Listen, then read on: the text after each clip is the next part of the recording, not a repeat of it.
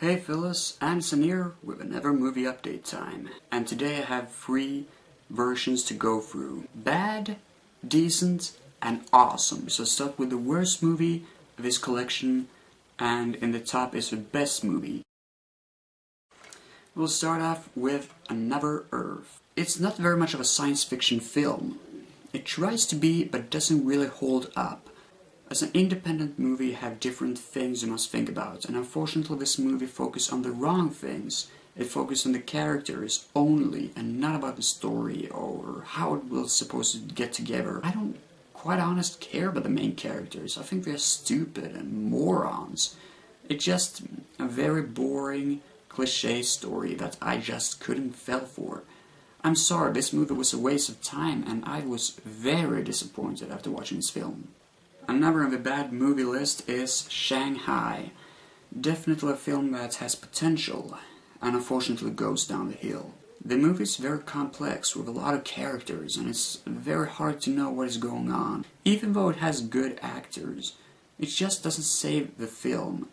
And the setting is the only thing that actually impresses you through the movie. Hellraiser is first, and it has some really scary things, like bloody and violent things, but things that are unfortunately today very dated. And unlike movies like The Thing, the creatures actually seem to be very uninspired and unmotivated. We never get to understand what the hell that creature is doing, the guy with a tongue. It doesn't technically do anything. The only guy who actually does something seems to be the main guy, Pinhead. And he doesn't do very much. I just don't think it lived up to his name, Hellraiser. Although it was a cult classic film and it's fun to check it out. And it has some twists and turns towards the end that is actually very impressive. The Burma Conspiracy is a movie that I actually had a lot of thinking about. On the back cover we can see that there's a lot of action going on. And that is a tiny bit what the movie is trying to do. It's trying to capture us emotionally with a lot of awesome action, explosive stuff. And they do deliver. However, the action scenes are few and very, very short. So that's a downer. Plus, all of a sudden, this guy, the camera guy, started shaking the camera in the middle of a fist fight. And that doesn't make any sense because that never happened before in the movie. So it's like, what the fuck is the guy trying to do? Tokyo Raiders. What to say? Asian martial arts. That's the only thing I could possibly say to explain this movie. It has awesome kung fu fights and great action scenes time to times. It's about this chick who's about to get married, and the guy who's gonna marry her is gone. Out of thin air. Nobody knows where he is. I realized towards the end that I've seen the entire film in a dubbed version. I believe it was supposed to be dubbed, but apparently it wasn't. And that complicates things even more, because I believe a dub had nothing to do with the movie. It's an entertaining, solid action film with great kung fu fights, so it does deliver. Next is a movie that is totally a heartbreaking film, and I love it. Crazy Stupid Love. It's about this man who realized that his wife has been screwing around with someone else, and is ready to leave the husband. He feels devastated by this, totally devastated. His world is collapsing around him, and the drama and depressing moments are actually very good.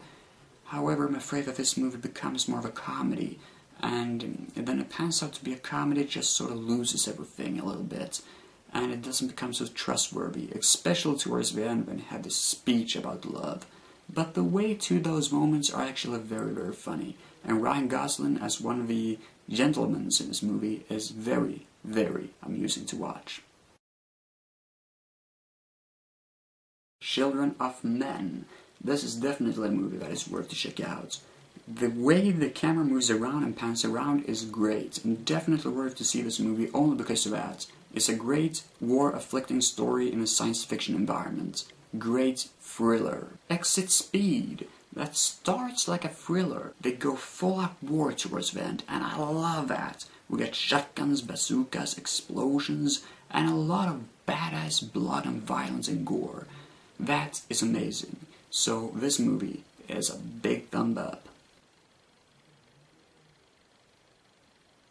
That's my imitation of Ryan Gosling. He doesn't say very much in the movie Drive.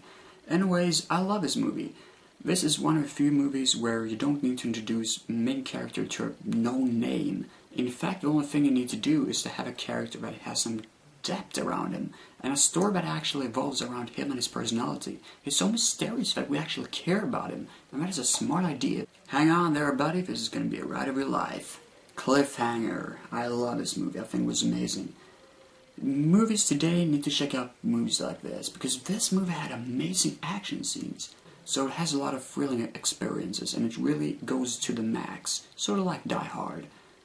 Mainly because the director made this movie, made Die Hard 2, so that does make sense. And the best movie of today's update is definitely Iron Sky. This classic is definitely one of my favorite movies of the year. It's amazing, funny, a science fiction action-packed comedy that actually has a very dramatic twist towards the end. The main chick, I heard some bad reviews about her, but I actually liked her a lot. Plus, the president in this movie is amazing. It's the funniest I've ever seen. Okay, I'm done. And I'm exhausted. Anyways, take care guys. Bye.